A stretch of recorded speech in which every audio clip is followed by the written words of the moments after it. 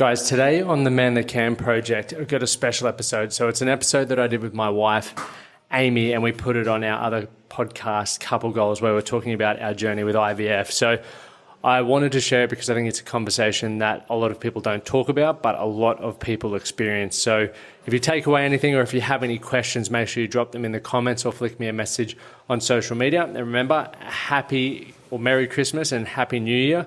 Look forward to being 23 days away from kicking off the 58 marathons in 58 days across all 50 states of America and all 8 states and territories of Australia. So it's going to be a fun one, but I'm currently in Mexico as we're recording this one, or I'm editing it, but I'm sure you'll get a lot of value out of it, and I look forward to hearing everyone's stories or experiences with infertility. As always, do something today to be better for tomorrow. You did something this morning. I was at coffee with the boys. Who did you have coffee with? I had coffee with James, Liam, and Jezza. Right. And my phone started blowing up. I had no idea what was going on. And you posted something on social media. I did. And I think it's probably a good place to start. It's probably a good place for this whole episode. So we're not going to do our get to know us because this one is really getting to know us. I think what Amy posted, it's cool because now we can sort of don't have to be careful what we talk about. Yeah. I feel like the last couple of weeks, or the last bit as we've been going through what Amy's going to talk about, we've had to like sort of sidestep or tread carefully around this conversation, but Amy's done it. Yeah, I think we've been wanting to share the news that we have been diagnosed with unexplained infertility. Love that for us. And I didn't realize we were diagnosed. Yeah, it's a diagnosis. It's a real, I think it's a big disease. I think that's what No, I'm not buying that. Some people call it a disease. Some people I'm not buying that. Or what do you think it is? It's not a disease or it's not a label. It's like you just got to get on with it. Yeah. I mean, I hate it when they say, you are diagnosed. I'm like, right. Well, the reason they diagnose you is so you can get Medicare benefits. Because if you don't have the diagnosis, you don't get. So if you don't get the label, you don't get the. Now that can be good in this case, but in some instances, it's probably not good. But we're not going to go down that rabbit hole. Let's talk about this. Yeah. So I don't know. We've been dealing with it for years, I guess. All in all, probably 2 years. We've been trying for a Stuart Little. I've never heard you say that, Stuart Little. I like that. But it hasn't been easy for us. It's been fun. For the most part. I don't know. I enjoy it. I don't think it's been fun, Lachie. It was fun for a while when we're like, oh, this is exciting and new and we're going to have a baby soon. And month after month goes on and no baby. It's crazy to me that you spend so much time in your younger years doing whatever you can from a contraceptive standpoint so you don't get pregnant, meaning condoms, the pill, the pull-out method. Everyone knows what contraception methods I know, but I just wanted to take them down my idea of it. Anyway, and then you just go for it, and you've just realised that it's not as easy as first thought, for us anyway. So I'm like, I've wasted a lot of money on condoms, contraception. We're trying to make light out of a frustrating situation. Yeah, that's right. Yeah, and I guess we didn't say anything earlier or make it public because it is a really personal issue, obviously. And also you hope to have that surprise moment for everyone, for yourself, that surprise moment that you always dreamed of, being like, oh, we're pregnant. But that's something that we're never going to have, which is, I mean, it will be a surprise. Don't say never, yeah. But not the traditional way that you always hope for. Potentially. I still don't give up hope. For what? A surprise? Just for a fucking surprise. That's right. That's true. It could happen any day, really. Because we both know some of your friends have been told they would never get pregnant, and then they ended up pregnant. So for me, I'm like, okay, there's still things, and I've heard so much around stress and so many things. Yeah. So, but I guess in my head, I never wanted to even tell people we were trying. I just wanted it to be not a thing. So I think I was sort of probably in a denial for a really long time. Like, oh, it'll happen. It takes longer for some people, rah, rah. Sort of spoke to my doctor about it and they're like, okay, well, give it another 6 months and if not, we'll circle back. And so, 6 months later, after already a year of trying, I think that's when we got the diagnosis. And then since then, it's been another. But maybe we should talk about what that whole process has been like, because I think it's like, once again, it's shit. And I think it's always worse for the women. Like, men definitely don't talk about it either. And it's not always like everyone needs to get tested, because quite often I think the blame potentially falls on the women, I would say. But we've both done heaps of tests. We did genetic testing originally, like to make sure. Anyway, I think everyone should do. Yeah, everyone should do genetic testing. We did that before we even knew that we were having any issues. And turns out I'm a carrier for cystic fibrosis. Yeah, and the reason why you do that is if you both have sort of matching genes that are for various things, like they obviously recommend or give you the option for IVF. Yeah, so luckily Lachie wasn't so Lachie had to get genetic tested as well, and he wasn't a carrier for cystic fibrosis. They just said I was a freak. That means that's good. That means we can't pass it on. We can pass on the recessive gene, but we can't pass on cystic fibrosis. So anyway, I think I really strongly recommend everybody goes before trying, if they can, go and get tested, genetically tested. It's something you'll never regret doing. But anyway, from then we were like, okay, let's start trying. And it's like Christmas comes early, you know what I mean? Like for a bloke, you're just like, sweet, I can saddle up every day or whatever it is. But then it starts getting more, I feel like over time you get more pressure on it, and the pressure sort of takes the fun out of it. And you feel like every month when you're doing you check and it's like a no, you're like, fuck. And then, like for me as a bloke, so when we did our testing, so I'll explain how it goes for blokes, because people don't talk about it. I think it's a funny story. Okay. I don't really care, so I'm going to talk about it. So when you're going to go get tested, the women obviously have, well, you can share your story, I'll share mine, get their test, but then as a bloke, you got to go, have this really weird experience. And I went around the corner, so I'm going to tell this full story. I've gone around the corner because there's a fertility clinic just around the corner from where we live. I've rolled in. When you book in, you've obviously got to produce a sample, like come in a cup, essentially. And so produce a sample. I'm like, okay. Like, yeah. So I've gone around and, like, when you book in, they're like, do you want to produce at home? If you live within X amount, you can do that because you need to get it to us within an hour. Or if you don't, you got to produce in-house. And I was like, that's an easy one. I'm around the corner. I'm going to produce at home. I'm going to lay on the comfort of my own bed and do the thing. How nice for you.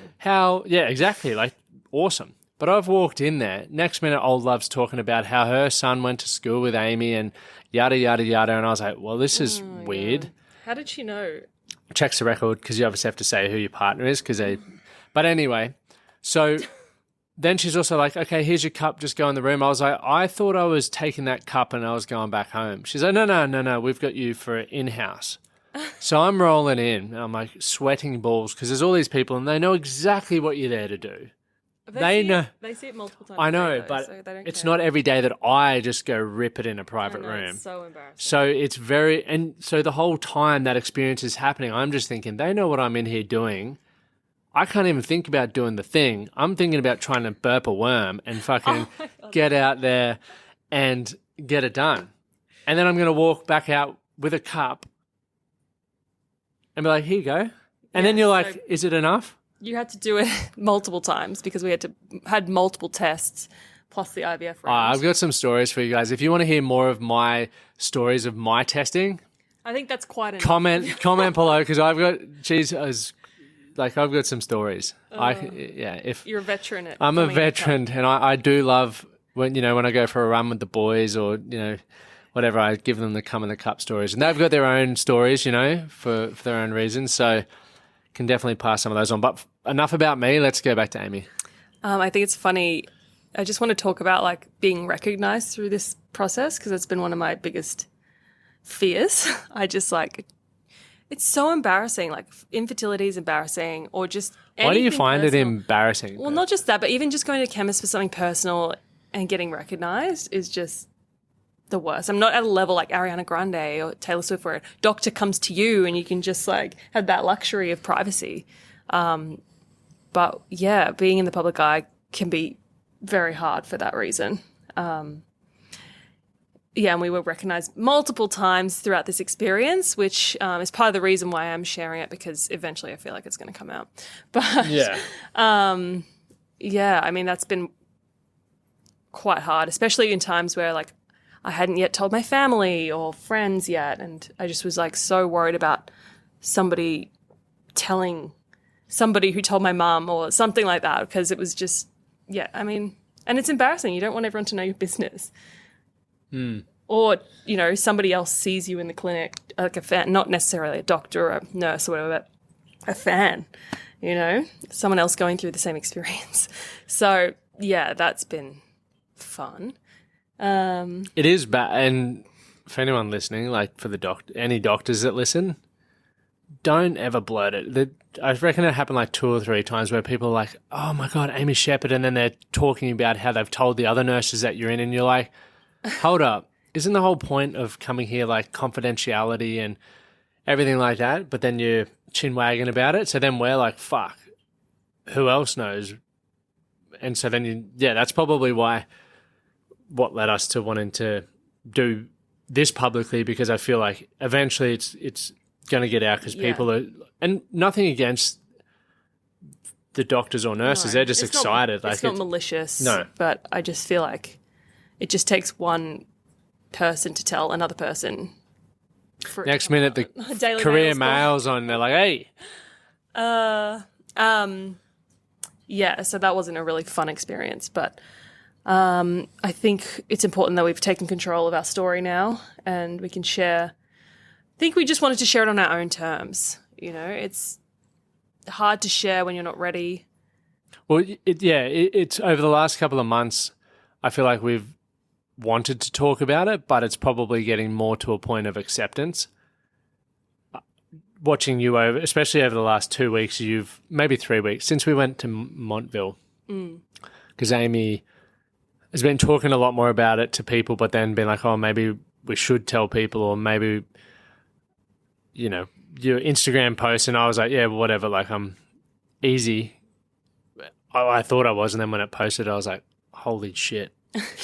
Now everyone knows, and you're like walking down and you're like, does that person know? And are they thinking I'm weird? But it also comes back to, like, I literally went for a run with a guy this morning, and they're pregnant, which was awesome. And then we caught up with your friend yesterday. They're pregnant. It's awesome. And then we caught up with my friend last week, and they're pregnant, which is awesome. In the space of a week, we've had 3 of our friends share their pregnancy news, which is like, you're happy for them, but it's also like a bit of a punch in the guts at the same time. It's such a weird experience. Yeah.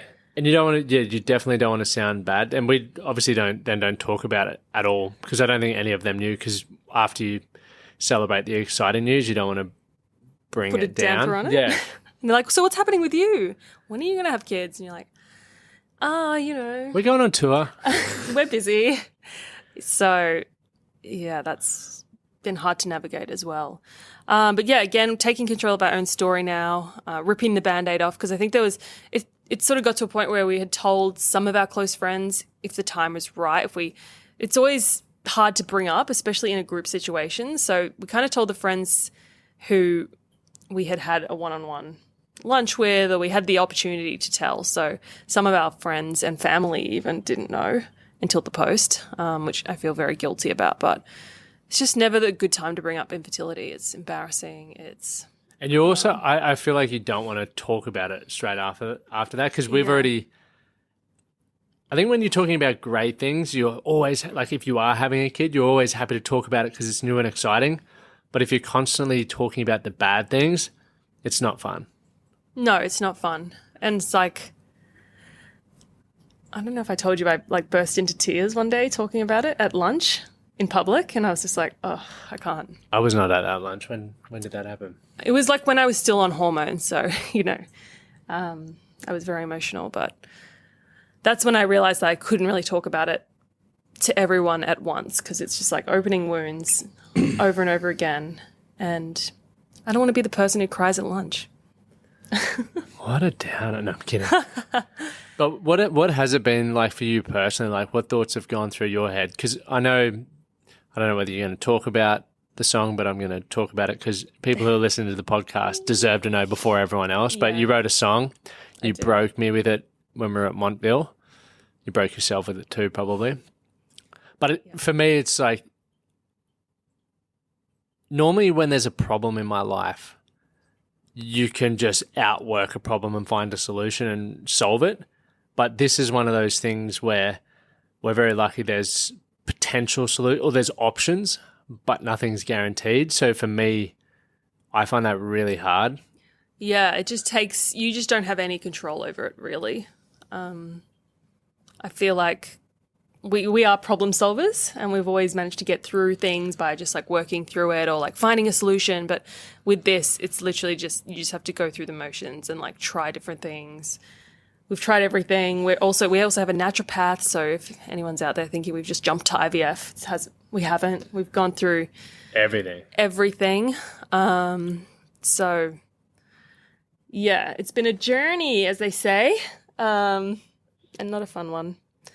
But anyway, I'm glad that we can talk about it now, and I have written a song, which I'll release in a couple of days. Maybe once we're going to Mexico tomorrow, so I don't want to dampen it. I reckon release it to Patreon first. Oh yeah, because they're loyal. Yeah. They're the people who. If they promise, I don't want to say care. I don't want to say care most about us. Yeah, but they're the biggest fans. Yeah. All right, I'm going to share the song to Patreon first, but please don't share it until I share it on Instagram. I haven't recorded it. It's literally just me singing to camera. So if people love it that much, I will eventually record it and release it. But I think there's so many people who are going through our same journey. Like just reading all the comments today has made me realize that I think you hear the stats, like 1 in 6 couples go through infertility, but until you actually like get messages from people you know even who are like, hey, we're actually going through it, but we haven't told anyone, or people who have come out the other side, whether they ended up with a baby or not. Like I've heard all the stories today. So it's been really cathartic hearing the support, and so this is going to be my gift back to anyone struggling with infertility. It's definitely another reason why we wanted to share as well. Like aside from the constant questions around, like, when are you guys having kids, or are you guys trying yet, or all of that stuff where you're just like, all the time, shh. Like once again, it's coming from a good place, but you just get sick of it. Is I personally, when I started my business and was dealing with my shit, I wanted to document going through it, because I think it's, as someone who admires seeing what, we all get to see like people on the other side of triumph or whatever it is, and we mightn't have a good end, who knows, or the end that we want, sorry.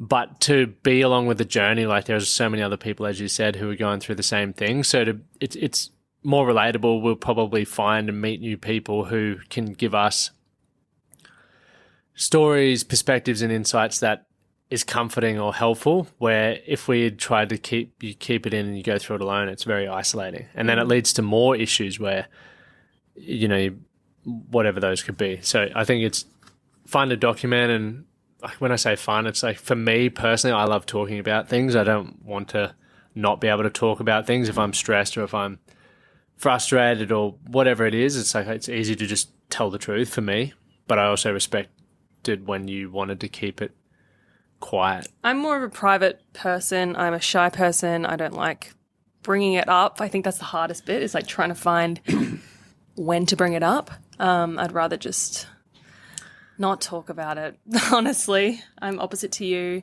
And plus, I find it just hard to talk Opposites about. attract. Yeah. Which is probably why I'm a songwriter, because I find it easier to write a song than to like talk. But your song really conveys how you feel. How do you feel about it all? Because we've spoken a lot about it, but don't think we've ever, aside from hearing the song, you've never really shared with me how you feel. Yeah. Well, and now that I've got you've heard the song in front of the camera, you have to tell me how you feel. A mixed bag. I think obviously very emotional, and have good days and bad days. I think, and it's like, it's almost like consecutive. It's like good day followed by a bad day, followed by a good day, followed by a bad day. I feel grateful that we have access to healthcare now. I think in America it was hard because, it's expensive to even get a blood test over there. But also you have days where you feel really sad and sorry for yourself, and it feels really unfair. And just like angry that we have to even go through this when literal crackheads can get pregnant.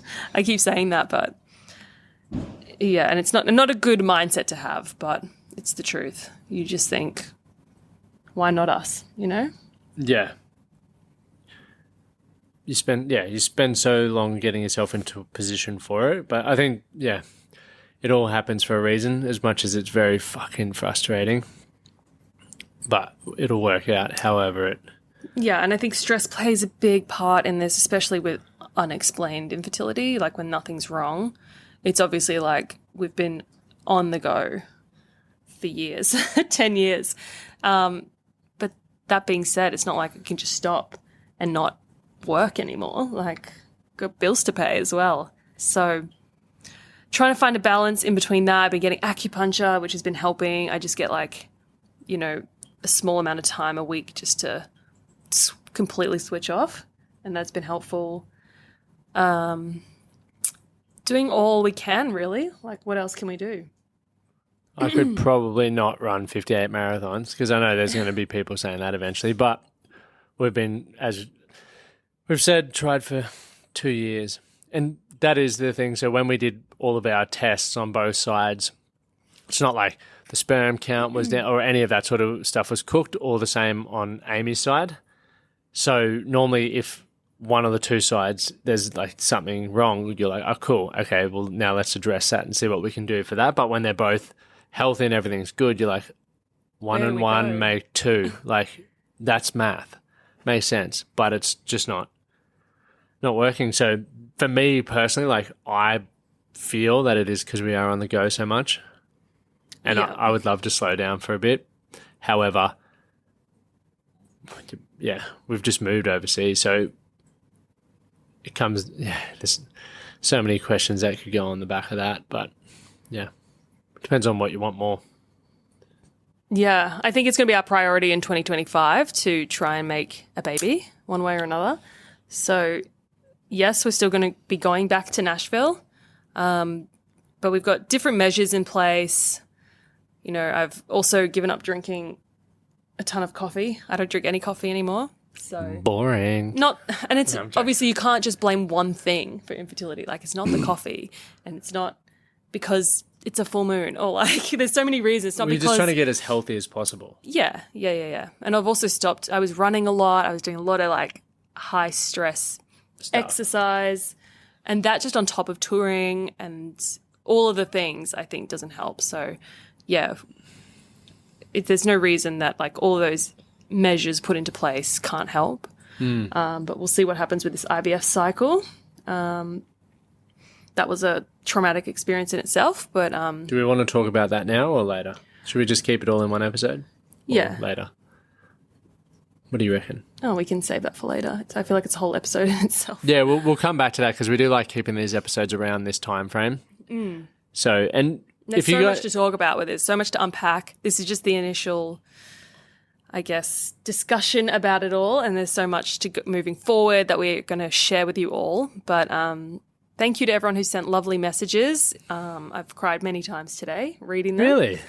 Just little tears. Little tears. That's nice. I haven't read any yet. I'm going to read them You're gonna tonight cry. once I get into bed. You're going to cry. It's just been going nuts, and I'm like, fuck. I don't know whether I'll read it tonight. Yeah.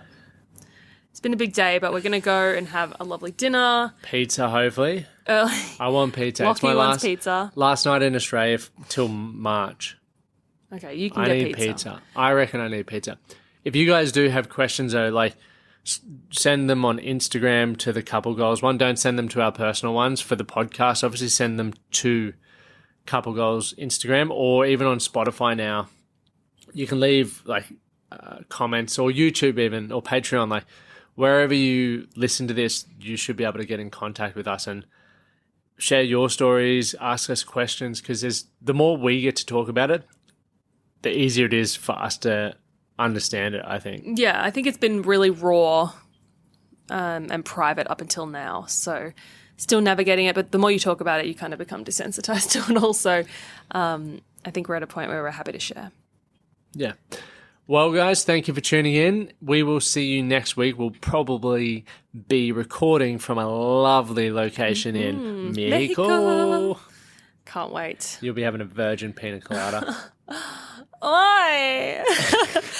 That's like one of my biggest disappointments is not being able to drink They still all the sound the margaritas. same. And the only thing you miss out on when you're drinking tequila is like that slap in the back of the throat. Yeah. So it's all good. Yeah. Look, on the wedding day, if you see me having a glass of champagne, please don't judge me. I am probably going to do that.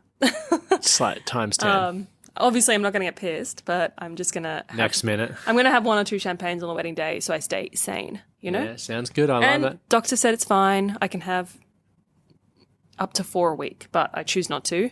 But on the wedding day, I am going to have a couple, so... Sounds good, love. Yeah. Well, darling, I love you. I'm glad you shared it because I think it's good for you because I see you stressing about stuff and I like it when you talk about stuff because I talk about stuff, you don't. I know. You're a little... I bottle it up.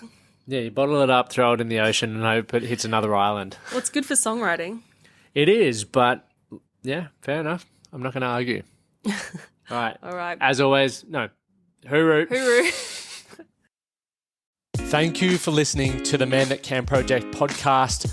My name is Lachie Stuart, and I hope you enjoyed this episode and found it helpful. If you did, please take a moment to rate and review the Man That Can Project on your favorite podcast platform. And don't forget to subscribe to stay up to date with our newest episodes. We'll see you again next time.